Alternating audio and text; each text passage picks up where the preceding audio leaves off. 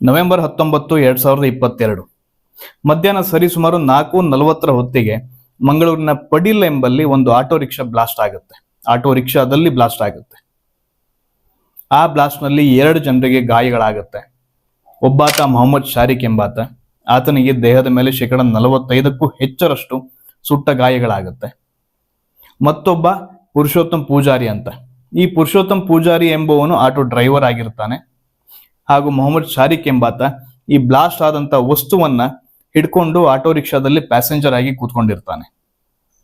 ಕೂಡಲೇ ಮಂಗಳೂರು ಪೊಲೀಸರು ತನಿಖೆಯನ್ನ ಪ್ರಾರಂಭ ಮಾಡ್ತಾರೆ. ಪ್ರಾರಂಭದಲ್ಲಿ ಅವರಿಗೆ ಇದೊಂದು ಆಕ್ಸಿಡೆಂಟಲ್ ಇನ್ಸಿಡೆಂಟ್ ಅಂತ ಅನ್ಸಿರುತ್ತೆ. ಅದೇ ಆಯಾಮದಲ್ಲಿ ತನಿಖೆ ಪ್ರಾರಂಭ ಮಾಡ್ತಾರೆ.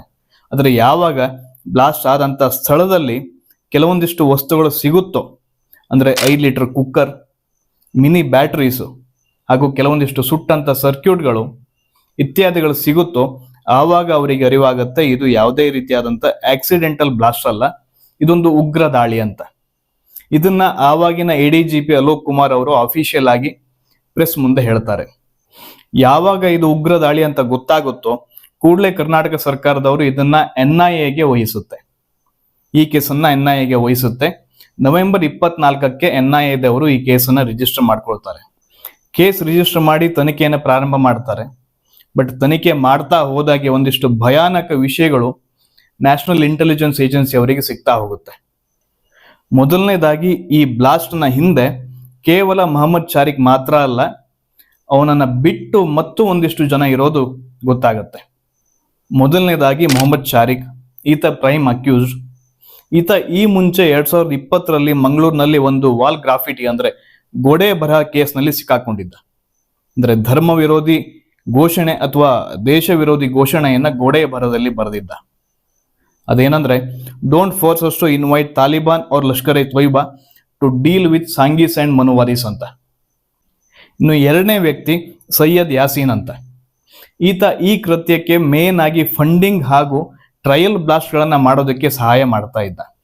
ಮತ್ತೊಬ್ಬ ಮಾಜ್ ಮುನೀರ್ ಅಹಮದ್ ಅಂತ, ಈತ ಕೂಡ ಸೇಮ್ ಫಂಡಿಂಗಿಗೆ ಮತ್ತೆ ಟ್ರಯಲ್ ಬ್ಲಾಸ್ಟ್ ಗಳನ್ನ ಮಾಡೋದಕ್ಕೆ ಶಾರಿಕ್ ಅಹಮದ್ಗೆ ಸಹಾಯ ಮಾಡ್ತಾ ಇದ್ದ. ಮತ್ತೊಬ್ಬ ಮುಖ್ಯ ವ್ಯಕ್ತಿ ಅಂದ್ರೆ ಆತ ತನ್ನನ್ನ ತಾನು ಕೊಲೋನೆಲ್ ಅಂತ ಗುರ್ಸ್ಕೊಂಡಿರ್ತಾನೆ. ಈತ ಆನ್ಲೈನ್ ನಲ್ಲಿ ಇದೇ ಶಾರಿಕ್ಗೆ ಬಾಂಬ್ ಅನ್ನ ತಯಾರು ಮಾಡೋದು ಹೇಗೆ ಮತ್ತು ಎಲ್ಲೆಲ್ಲಿ ಬ್ಲಾಸ್ಟ್ ಮಾಡಬೇಕು ಅನ್ನೋದ್ರ ಬಗ್ಗೆ ಟ್ರೈನಿಂಗ್ ಮಾಡ್ತಾ ಇರ್ತಾನೆ. ಅಷ್ಟೇ ಅಲ್ಲದೆ ಈತ ಒಬ್ಬ ಐಸಿಸ್ ನ ಸದಸ್ಯ ಆಗಿರ್ತಾನೆ.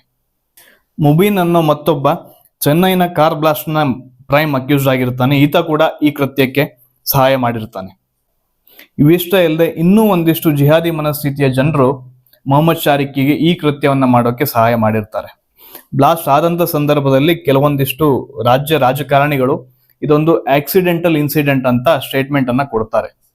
ಆಕ್ಚುಲ್ ಆಗಿ ಇದೊಂದು ಆಕ್ಸಿಡೆಂಟಲ್ ಇನ್ಸಿಡೆಂಟೇ. ಅದು ಯಾಕೆ ಅಂತ ಮುಂದೆ ಹೇಳ್ತಾ ಹೋಗ್ತೀನಿ. NIAದವರು ಎನ್ಕ್ವೈರಿ ಮಾಡ್ತಾ ಹೋದಾಗೆ ಇದೇ ಮೊಹಮ್ಮದ್ ಶಾರಿಕ್ ನ ಟೆರರ್ ಮೆಂಟಾಲಿಟಿ ನೋಡಿ ಆಶ್ಚರ್ಯ ಆಗುತ್ತೆ. ಮಂಗಳೂರು ಬ್ಲಾಸ್ಟ್ ಮಾಡೋಕ್ಕಿಂತ ಮುಂಚೆ ಇದೇ ಮೊಹಮ್ಮದ್ ಶಾರಿಕ್ ನ ಪ್ರಿಪರೇಷನ್ ಯಾವ ರೇಂಜಲ್ಲಿ ಇತ್ತು ಅಂತಂದ್ರೆ, ಅದೇ ವರ್ಷ ಮೇ ತಿಂಗಳಲ್ಲಿ ಒಂದು ಹೈದರಾಬಾದಿನ ಆರ್ಗನೈಸೇಷನ್ ಕೊಡಗ್ನಲ್ಲಿ ಒಂದು ಜಂಗಲ್ ಸರ್ವೈವಲ್ ಕ್ಯಾಂಪ್ ಅನ್ನ ಆಯೋಜನೆ ಮಾಡುತ್ತೆ. ಅದರ ಉದ್ದೇಶ ಏನಂದ್ರೆ ಜನರಲ್ಲಿ ಅವೇರ್ನೆಸ್ ಮೂಡಿಸೋದು. ಎಲ್ಲಾದ್ರೂ ಯಾವ್ದಾದ್ರು ಸಂದರ್ಭದಲ್ಲಿ ಕಾಡಿನಲ್ಲಿ ಕಳೆದು ಹೋದ್ರೆ ಅಥವಾ ಸಿಕ್ಕಾಕೊಂಡ್ರೆ ಸರ್ವೈವ್ ಆಗೋದು ಹೇಗೆ ಅನ್ನೋದು ಆ ಒಂದು ಆರ್ಗನೈಸ್ ಮಾಡದಂತಹ ಕ್ಯಾಂಪಿನ ಮೂಲ ಉದ್ದೇಶ. ಅದರಲ್ಲಿ ಮಕ್ಕಳು, ಮಹಿಳೆಯರು ಆದಿಯಾಗಿ ಎಲ್ಲರೂ ಪಾರ್ಟಿಸಿಪೇಟ್ ಮಾಡಿರ್ತಾರೆ. ಬಟ್ ಇದೇ ಮೊಹಮ್ಮದ್ ಶಾರಿಕ್ ಕೂಡ ಆ ಒಂದು ಈವೆಂಟ್ ಅಲ್ಲಿ ಪಾರ್ಟಿಸಿಪೇಟ್ ಮಾಡಿರ್ತಾನೆ. ಅಂದ್ರೆ ಆತನ ಮೂಲ ಉದ್ದೇಶ ಏನಂದ್ರೆ, ಯಾವ್ದಾದ್ರು ಸಂದರ್ಭದಲ್ಲಿ ಬಾಂಬ್ ಅನ್ನ ಬ್ಲಾಸ್ಟ್ ಮಾಡಿ ಪೊಲೀಸರ ಕೈಯಿಂದ ತಪ್ಪಿಸ್ಕೊಳ್ಳುವಂತ ಸಂದರ್ಭದಲ್ಲಿ ಕಾಡು ಒಳಗೆ ಹೋಗ್ಬೇಕಾದಂತ ಪರಿಸ್ಥಿತಿ ಬಂದ್ರೆ ಅಲ್ಲಿ ಸರ್ವೈವ್ ಆಗೋದು ಹೇಗೆ ಅನ್ನೋದನ್ನ ಆತನಿಗೆ ಕಲಿಬೇಕಾಗಿತ್ತು. ಪಬ್ಲಿಕ್ಕಿಗೆ ಅವೇರ್ನೆಸ್ ಮೂಡಿಸೋಕೆ ಅಂತ ಮಾಡಿದಂತ ಒಂದು ಕಾರ್ಯಕ್ರಮವನ್ನ ಈತ ಹೇಗೆ ದೇಶ ವಿರೋಧಿ ಕೃತ್ಯಕ್ಕೆ ಬಳಸ್ಕೊಂಡ ಅನ್ನೋದು ಇದೊಂದು ಸಣ್ಣ ಉದಾಹರಣೆ. ಇದೆಲ್ಲ ಆದ್ಮೇಲೆ ಬಾಂಬ್ ಅನ್ನ ತಯಾರು ಮಾಡೋದು ಹೇಗೆ ಅನ್ನೋದನ್ನ ಮನೆಯಲ್ಲೇ ಕೂತ್ಕೊಂಡು ಕಲ್ತ್ಕೊಳ್ಳೋಕೆ ಪ್ರಾರಂಭ ಮಾಡ್ತಾರೆ. ಅಂದ್ರೆ ಯೂಟ್ಯೂಬ್ ವಿಡಿಯೋಸ್ ಅನ್ನ ನೋಡಿ ಹೋಮ್ ಮೇಡ್ ಬಾಂಬ್ ಅನ್ನ ತಯಾರು ಮಾಡೋದು ಹೇಗೆ ಅಂತ ಮೊಹಮ್ಮದ್ ಶಾರಿಕ್ ಮತ್ತು ಆತನ ಸಹಚರರು ಕಲಿಯೋದಕ್ಕೆ ಪ್ರಾರಂಭ ಮಾಡ್ತಾರೆ. ನಾವೆಲ್ಲ ಕುಕ್ಕರ್ನಲ್ಲಿ ಹೋಮ್ ಮೇಡ್ ಅಡುಗೆಯನ್ನ ಮಾಡೋದನ್ನ ಕೇಳಿದೀವಿ, ಮಾಡಿರ್ತೀವಿ. ಆದ್ರೆ ಹೋಮ್ ಮೇಡ್ ಕುಕ್ಕರ್ ಬಾಂಬ್ ಅನ್ನ ಯಾವತ್ತಾದ್ರೂ ಕೇಳಿದಿರ? ಯೂಟ್ಯೂಬ್ ವಿಡಿಯೋಸ್ ಅಷ್ಟೇ ಅಲ್ಲದೆ ಈ ಮೊಹಮ್ಮದ್ ಶಾರಿಕ್ಗೆ ಕೊಲೋನೆಲ್ ಅಂತ ಹೆಸರಿಟ್ಕೊಂಡಂತ ಒಬ್ಬ ISIS ಏಜೆಂಟ್ ಬಾಂಬ್ ಅನ್ನ ತಯಾರು ಮಾಡೋದು ಹೇಗೆ, ಅದನ್ನ ಎಲ್ಲೆಲ್ಲಿ ಪ್ಲಾಂಟ್ ಮಾಡಬೇಕು ಯಾವ್ಯಾವ ಸ್ಥಳಗಳಲ್ಲಿ ಪ್ಲಾಂಟ್ ಮಾಡಬೇಕು ಮತ್ತು ಯಾವ ಸಮಯದಲ್ಲಿ ಮಾಡಬೇಕು. ಅಷ್ಟೇ ಅಲ್ಲದೆ ಈ ಕೃತ್ಯಕ್ಕೆ ಮೇನ್ ಬೇಕಾದಂತ ಫಂಡಿಂಗ್ ಅನ್ನು ಸಹಿತ ಇದೇ ಕೊಲೋನೆಲ್ ಮೊಹಮ್ಮದ್ ಶಾರಿಕ್ನಿಗೆ ತಲುಪಿಸ್ತಾನೆ. ಟ್ರೈನಿಂಗ್ ಎಲ್ಲ ಆದ್ಮೇಲೆ ಇವರು ಆನ್ಲೈನ್ ನಲ್ಲಿ ಬಾಂಬ್ ಮಾಡೋಕೆ ಬೇಕಾದಂತ ವಸ್ತುಗಳನ್ನ ತರಿಸ್ಕೊಳ್ತಾರೆ. ಕುಕ್ಕರ್ ಇರಬಹುದು, ಬ್ಯಾಟರೀಸು, ಕೆಲವೊಂದಿಷ್ಟು ವೈರ್ಸು, ಸ್ವಿಚಸ್ಸು, ಟೈಮರ್ ರಿಲೇಸು ಇತ್ಯಾದಿಗಳನ್ನ ಆನ್ಲೈನ್ ನಲ್ಲಿ ತರಿಸ್ಕೊಳ್ತಾರೆ. ಇವರ ಮೇನ್ ಉದ್ದೇಶ ಲೋ ಬಜೆಟ್ ಬಾಂಬ್ ಆಗಿರುತ್ತೆ. ಸೊ ಅದಕ್ಕೆ ಬೇಕಾದಂತಹ ಪೊಟ್ಯಾಷಿಯಂ ಕ್ಲೋರೇಟ್ ಅನ್ನು ಸಹಿತ ಪರ್ಚೇಸ್ ಮಾಡ್ತಾರೆ. ಇವುಗಳನ್ನೆಲ್ಲ ಯೂಸ್ ಮಾಡಿಕೊಂಡು ಬಾಂಬ್ ಅನ್ನ ಮನೆಯಲ್ಲೇ ತಯಾರು ಮಾಡ್ತಾರೆ. ರೆಡಿ ಆದ್ಮೇಲೆ ಅವುಗಳನ್ನ ಟೆಸ್ಟ್ ಬ್ಲಾಸ್ಟ್ ಅಂತ ಮಾಡಬೇಕು, ಅಂದ್ರೆ ಸರಿಯಾಗಿ ಬ್ಲಾಸ್ಟ್ ಆಗುತ್ತೋ ಇಲ್ವೋ, ವರ್ಕ್ ಆಗುತ್ತೋ ಇಲ್ವೋ ಅಂತ ತಿಳ್ಕೊಳ್ಳೋಕೆ. ಆಗ ಅವರು ಹುಡುಕದಂತ ಜಾಗ ತುಂಗಾ ನದಿ ತೀರ. ತುಂಗಾ ನದಿ ತೀರದಲ್ಲಿ ಈ ತರ ಕುಕ್ಕರ್ ಬಾಂಬ್ಗಳನ್ನ ಟ್ರಯಲ್ ಬ್ಲಾಸ್ಟ್ ಮಾಡ್ತಿದ್ರು. ಇವರಿಗೆ ಜಸ್ಟ್ ಬ್ಲಾಸ್ಟ್ ಆದ್ರೆ ಮಾತ್ರ ಖುಷಿ ಆಗ್ತಾ ಇರಲಿಲ್ಲ. ಆ ವಿಕೃತ ಖುಷಿಯನ್ನು ಹೇಗೆ ಪಡ್ತಿದ್ರು ಅಂದ್ರೆ, ಬ್ಲಾಸ್ಟ್ ಮಾಡಿದಂಥ ಜಾಗದಲ್ಲಿ ನಮ್ಮ ಇಂಡಿಯನ್ ಫ್ಲಾಗ್ ಅನ್ನ ಸುಡ್ತಾ ಇದ್ರು, ಸುಟ್ಟು ಅದನ್ನ ವಿಡಿಯೋ ಮಾಡಿ ಇದೇ ಕೊಲೋನೆಲ್ಗೆ ಕಳಿಸ್ತಾ ಇದ್ರು. ಇವೆಲ್ಲ ಪ್ರಿಪರೇಷನ್ಸ್ ಆದ್ಮೇಲೆ ಫೈನಲ್ ಆಗಿ ಟಾರ್ಗೆಟ್ ಅನ್ನ ಫಿಕ್ಸ್ ಮಾಡುವಂತ ಸಂದರ್ಭ ಬರುತ್ತೆ. ಆಗ ಅವರು ಸ್ಟಾರ್ಟಿಂಗ್ ಅಲ್ಲಿ ಫಿಕ್ಸ್ ಮಾಡೋದು ಕದ್ರಿ ದೇವಸ್ಥಾನ. ಯಾಕಂದ್ರೆ ಜನಸಂದಣಿ ಜಾಸ್ತಿ ಇರುತ್ತೆ, ಹಿಂದೂಗಳ ಶ್ರದ್ಧಾ ಕೇಂದ್ರ, ಎಷ್ಟೊತ್ತಿಗೂ ಜನರು ಭಕ್ತರು ಬರ್ತಾ ಇರ್ತಾರೆ, ಹೋಗ್ತಾ ಇರ್ತಾರೆ. ಸೊ ಕದ್ರಿ ದೇವಸ್ಥಾನವನ್ನ ಫಸ್ಟ್ ಟಾರ್ಗೆಟ್ ಆಗಿ ಮಾಡ್ತಾರೆ. ಟಾರ್ಗೆಟ್ ಎಲ್ಲ ಫಿಕ್ಸ್ ಆದ್ಮೇಲೆ ಇವರಿಗೆ ಕ್ರಿಪ್ಟೋ ಕರೆನ್ಸಿ ಮುಖಾಂತರ ಪೇಮೆಂಟ್ ಬರುತ್ತೆ, ಇದೇ ಕೊಲೋನೆಲ್ ಅನ್ನೋ ಹೆಸರಿನ ಐಸಿಸ್ ಏಜೆಂಟ್ ನಿಂದ. ಎಲ್ಲ ಆದ್ಮೇಲೆ ಲಾಸ್ಟ್ ಮೂಮೆಂಟ್ ಅಲ್ಲಿ ಟಾರ್ಗೆಟ್ ಅನ್ನ ಚೇಂಜ್ ಮಾಡೋ ವಿಚಾರ ಬರುತ್ತೆ. ಕದ್ರಿ ದೇವಸ್ಥಾನ ಬೇಡ, ಧರ್ಮಸ್ಥಳ ಮಂಜುನಾಥ ದೇವರ ದೇವಸ್ಥಾನವನ್ನ ಆಯ್ಕೆ ಮಾಡ್ಕೊಳ್ತಾರೆ. ಯಾಕಂದ್ರೆ ಆ ಸಮಯದಲ್ಲಿ ಕದ್ರಿ ದೇವಸ್ಥಾನಕ್ಕಿಂತ ಜಾಸ್ತಿ ಭಕ್ತಾದಿಗಳು ಧರ್ಮಸ್ಥಳದಲ್ಲಿದ್ರು. ಎಲ್ಲ ಪ್ರಿಪರೇಷನ್ ಮಾಡಿಕೊಂಡು ಇದೇ ಮೊಹಮ್ಮದ್ ಶಾರಿಕ್ ಈ ಕುಕ್ಕರ್ ಬಾಂಬ್ ಅನ್ನ ಹಿಡ್ಕೊಂಡು ಆಟೋ ರಿಕ್ಷಾವನ್ನ ಹತ್ತುತ್ತಾನೆ. ಮೊಹಮ್ಮದ್ ಶಾರಿಕ್ನ ದುರಾದೃಷ್ಟನೋ ಅಥವಾ ಮಂಜುನಾಥ ಸ್ವಾಮಿಯ ಭಕ್ತರ ಅದೃಷ್ಟನೋ ಗೊತ್ತಿಲ್ಲ, ಬಾಂಬಿನ ಟೈಮರ್ ಅನ್ನ ಸೆಟ್ ಮಾಡಬೇಕಾದ್ರೆ 90 ನಿಮಿಷ ಅಂತ ಮಾಡೋ ಬದಲು 9 ಸೆಕೆಂಡಿಗೆ ಸೆಟ್ ಮಾಡ್ತಾನೆ.